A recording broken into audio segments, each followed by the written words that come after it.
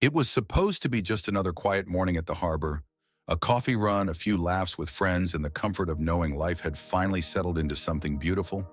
But when Hannah rolled into the bakery and saw the man in the corner, his suit too sharp, his eyes too focused, and her own face staring back at her, from the tablet in his hands, her chest tightened. She caught only fragments of his low conversation. Leverage, public angle, the Whitmore name.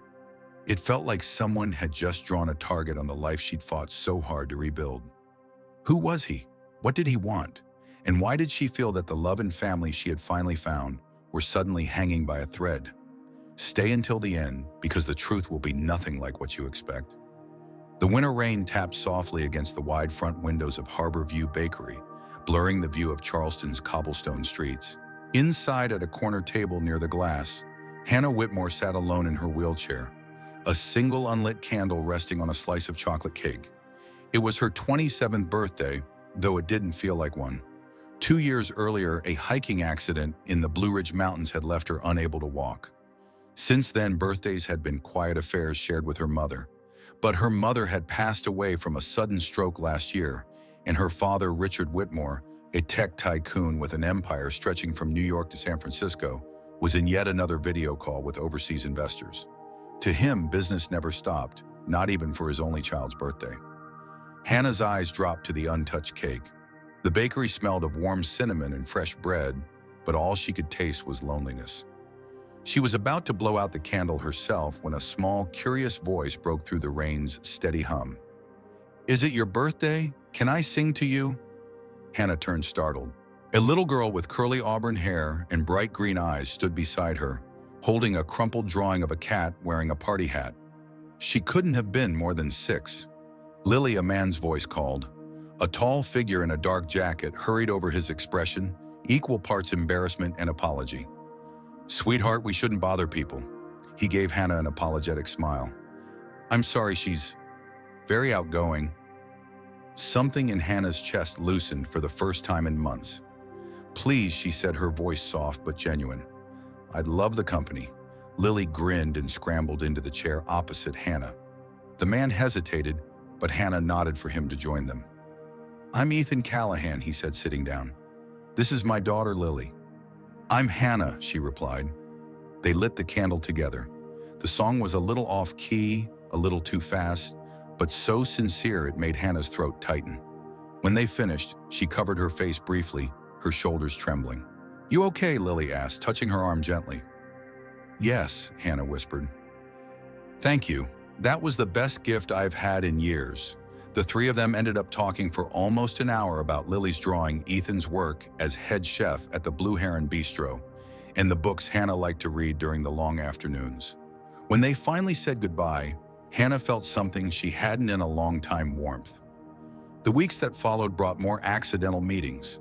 Hannah had started art classes at Seaside Rehabilitation Center, relearning to paint with her left hand. One rainy afternoon, she looked up from her canvas to see Ethan and Lily in the lobby. "Well, this is a nice surprise," Ethan said. "Coincidence," she replied with a teasing smile.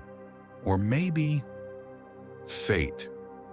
From then on, whenever the skies opened up, Ethan would be waiting after her class, holding an umbrella ready to push her wheelchair carefully over the uneven sidewalks back to her apartment.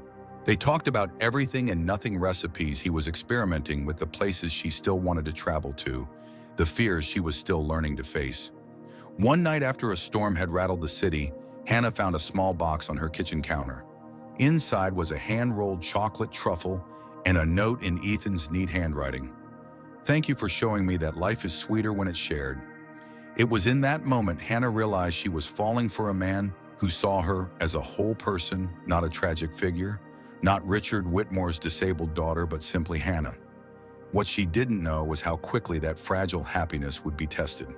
Thanks for watching. Sorry for the interruption, but we hope you will help us improve our content in the future. If you were in Hannah's place, would you open your heart again so soon, or keep your guard up? And have you ever had a complete stranger change your day in an unexpected way? Hannah's life began to weave itself around Ethan and Lily in ways she hadn't anticipated. By late spring, they had developed unspoken rituals. Sunday afternoons at her Seaview apartment, where she taught Lily how to mix colors and paint flowers, while Ethan worked in her kitchen, filling the air with the rich scent of chocolate truffles and fresh bread. The three of them fit together with a natural ease that felt almost too perfect. Ethan introduced Hannah to his world, the Blue Heron Bistro, where the staff treated her like an old friend.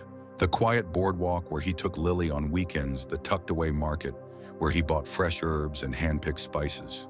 In return, Hannah showed him pieces of her world. She thought she had lost her half-finished canvases, her hidden collection of travel photos from before the accident, the sketchbook she hadn't opened since her mother's funeral.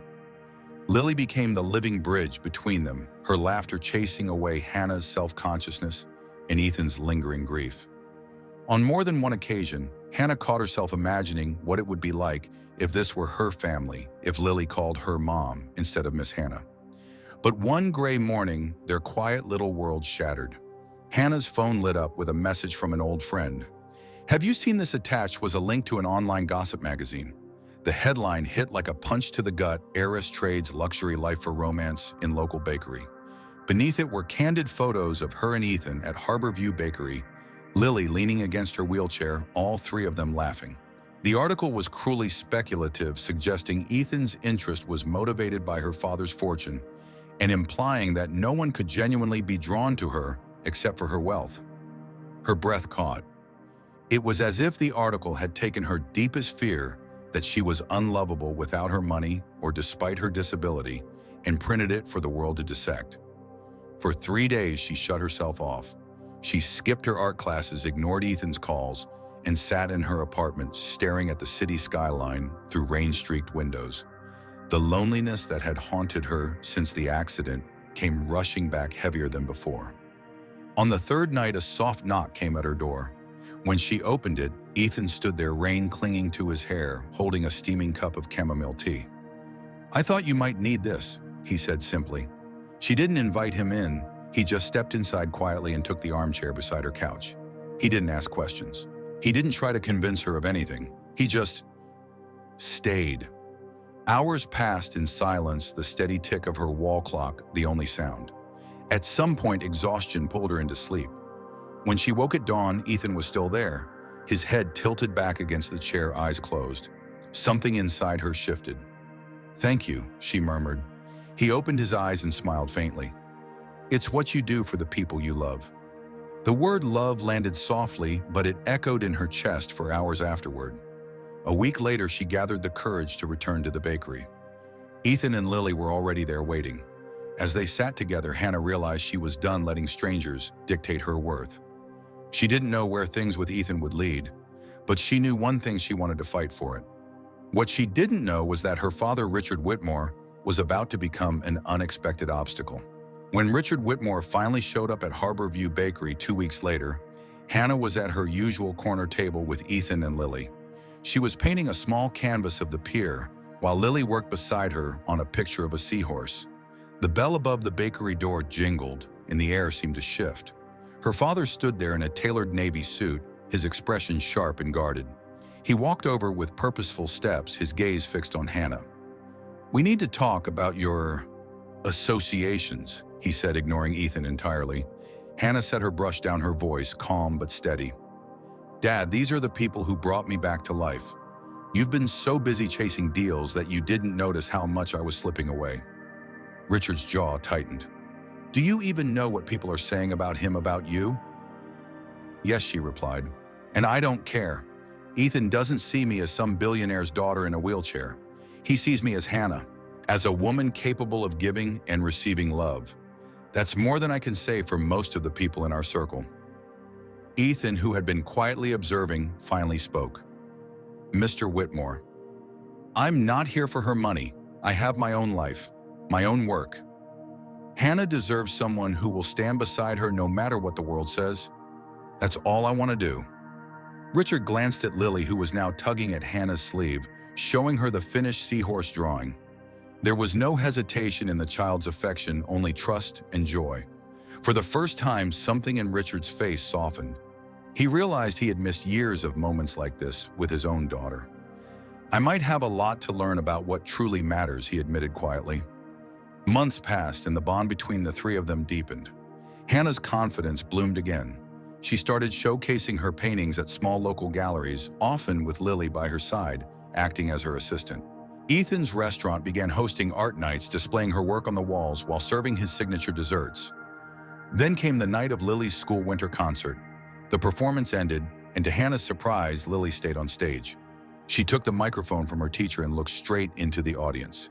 "Tia Hannah," she said with a serious tone, "only children can have. Will you marry my dad?"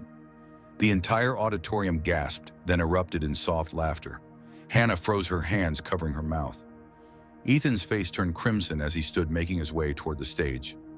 "I had a plan," he said into the microphone once he was beside Lily, but our daughter-to-be decided to skip ahead.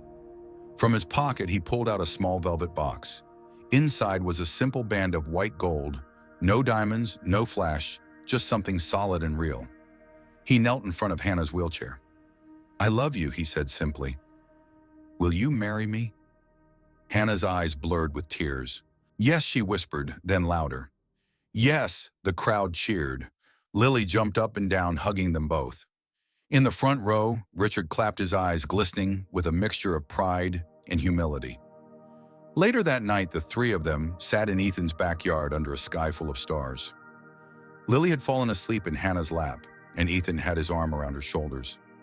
Richard's words from earlier echoed in her mind, but more than that, so did Ethan's presence through every storm and Lily's fearless love from day one.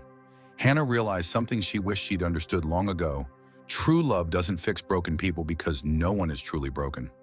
Love just clears away the fear and doubt so you can see the strength you already had. Family isn't about blood or perfection. It's about the people who choose to stay when life gets hard. Her life wasn't what she had planned at 20 years old. It was better. And it had all begun with a rainy afternoon, a little girl's bravery, and the simplest question. Can I sing to you if this story touched your heart? What part moved you the most? Do you believe, like Hannah, that love can show you you were never truly broken? If you enjoyed this story, comment 100 below. Tell me what country you're watching from, and don't forget to share this video so others can feel the hope too. 6 months after the proposal, life had settled into a rhythm that felt almost too good to be true. Hannah had moved into Ethan's cozy house near the harbor, where the salty breeze drifted in through open windows and the sound of gulls mixed with the clink of coffee mugs in the mornings. Lily had claimed her own corner of the living room as an art zone, where paints, brushes, and half-finished masterpieces were scattered in happy chaos. But perfect moments have a way of drawing shadows. One crisp November morning, as Hannah wheeled into Harborview Bakery for her usual coffee, she noticed a man in an expensive suit sitting at a corner table. He had a tablet open, scrolling through images of her, Ethan and Lily, pulled straight from gossip websites. She caught fragments of his hushed phone call, potential leverage, public angle. The Whitmore name could be very valuable here. A chill prickled down her spine. That evening, she told Ethan, who frowned, but tried to keep his tone calm. "We've been in the headlines before, Hannah, but this feels different." Over the next week, strange things happened. A glossy magazine sent an email requesting an exclusive feature about her inspirational love story. A blogger left a voicemail hinting at juicy details they could sell. Even Richard received an anonymous letter suggesting Ethan was using Hannah to gain a foothold in the upscale dining scene. The old wound, the fear she'd buried, started to throb again. Was her happiness about to be picked apart for someone else's gain? Ethan refused to let the tension seep into their daily life. "We control our story, Hannah, not them." He kept cooking Sunday dinners, kept walking her to the art center, kept treating Lily's latest drawings like treasures. But Hannah could see the lines of strain at the corners of his eyes. One night, as they locked up the Blue Heron Bistro, a black SUV idled across the street. The same suited man from the bakery sat inside, illuminated by the glow of his dashboard. He didn't move, just watched. Ethan stepped in front of Hannah's wheelchair. "Go inside," he said quietly. She shook her head. "Not without you." In that moment, she realized whatever was coming, they'd face it together. The fear was real, but so was their choice to stand side by side. And as the SUV finally pulled away into the darkness, Hannah couldn't shake the feeling that this was only the beginning of a storm that would test every promise they had made to each other. Because sometimes love's greatest challenge isn't finding each other, it's protecting what you've built when the world decides to come knocking.